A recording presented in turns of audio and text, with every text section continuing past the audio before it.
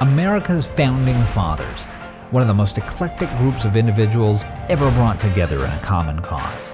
So what happens when you combine a military commander, a literary genius, a path-breaking scientist, a visionary philosopher, a seasoned diplomat, and a universally admired statesman? Well, you get Benjamin Franklin. Because this dude did all of those things. Strap in. Because this is a wild story that's just as much about us as about him.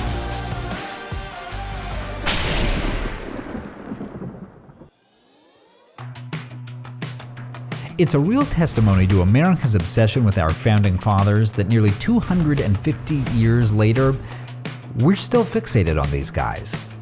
Alexander Hamilton gets the biggest Broadway show of all time. John Adams gets a best-selling book and an HBO series. George Washington gets... Okay, for real though, does anyone know what this is supposed to be? Now, those guys definitely deserve the attention, but let us put in a word for the man who gave us our name here at Kite and Key. Yeah, think about it for a second. Okay, got it? Good. Now you can stop sending us emails about it. That's right, our guy, Benjamin Franklin. Now, we're not going to tell you that he's the greatest American ever. Everyone knows that's Dolly Parton, but he may just have been the most American ever. Here's what we mean. Chances are that almost every trait you think of as part of our national character is something you can find in the life of Benjamin Franklin. America is a country where you can rise from nothing to achieve great things, right? Well, that describes Ben pretty well. One of 17 children, his formal education only went up to the age of 10. Although people ended up calling him Dr. Franklin because he nevertheless got an honorary doctorate from Oxford, in addition to honorary degrees from Yale and Harvard. And at 17, he got his start when he ran away from Boston, violating an employment contract with his own brother to start a new life in Philadelphia. So yeah, he started his career as a fugitive. Also, pretty American. And in short order, he turned into a big success. Between his newspaper, the Pennsylvania Gazette, and his best-selling book series, Poor Richard's Almanac, Franklin did so well as a publisher that he was able to retire by the age of 42. Now, you know what comes next. 42 and retired in Philly? Jersey Shore. Unless you're Ben, because another way he was quintessentially American is that he was restless and always looking for the next thing to build. And man, did he ever build them. The first lending library in America, he starts it. The country's first volunteer firefighting company, he starts it. The University of Pennsylvania, he starts it and serves as its first president. He helps charter the nation's first hospital, and he even runs the colonies' postal service, you're going to want to sit down for this one, at a profit. Now, as this list might suggest, a lot of this came from the fact that Ben Franklin had a very American obsession with self-improvement. In fact, his autobiography is practically the nation's first self-help book, providing detailed formulas for how to be a better, more disciplined person. And this is how insane this gets. We're not joking. Benjamin Franklin invented the pro and con list.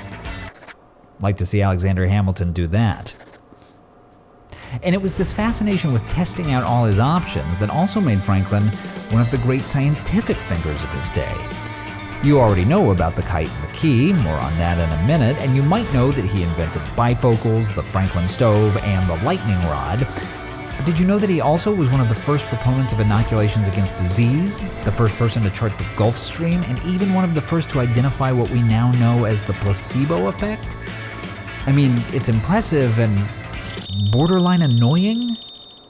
And this is before we get to all the quintessentially American stuff that you probably already know him for. Speaker of the Pennsylvania Assembly, Governor of Pennsylvania, member of the committee that drafts the Declaration of Independence, ambassador to France who secures their support for the American Revolution, and the oldest member of the Constitutional Convention. Which is not to mention leading troops during the French and Indian War, calling for the abolition of slavery, and coming up with the most iconic symbol of the American Revolution, because of course, why wouldn't he have? Now, when someone's life is that full, it probably makes sense that not every story about them is going to be totally airtight. It's not actually true, for instance, that Franklin discovered electricity with a kite and a key. He just proved that lightning was a form of electricity. Not that that's super easy, by the way. A Russian physicist trying to replicate the results a year later, without the proper grounding, managed to kill himself. It's also not true that Franklin came up with the idea of daylight saving time, not true that he wanted the turkey to be the national bird, and he said that wine is proof that God loves us and wants us to be happy, not beer, which is one area where he could have been a slightly better American. But here's the thing, Benjamin Franklin's life was so crazy that any story about him sounds plausible, because the following are things he really did do.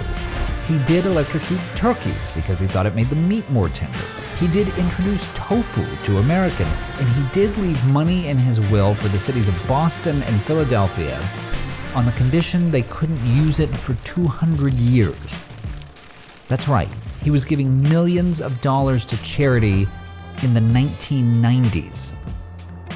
Oh, there's also one other one we should mention. He may have killed Beethoven.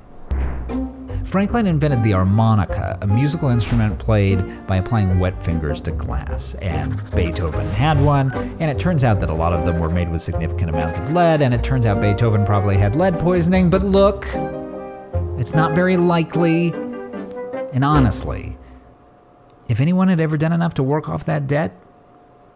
All of which is to say that Ben Franklin was quintessentially American, always striving, always on to the next thing, always believing that tomorrow could be better than today. And there's a lot of inspiration to be found there. So yes, the father of our country was a strapping military man who carried himself with grace and dignity. The mind behind the Declaration of Independence belonged to a country gentleman with the heart of a poet.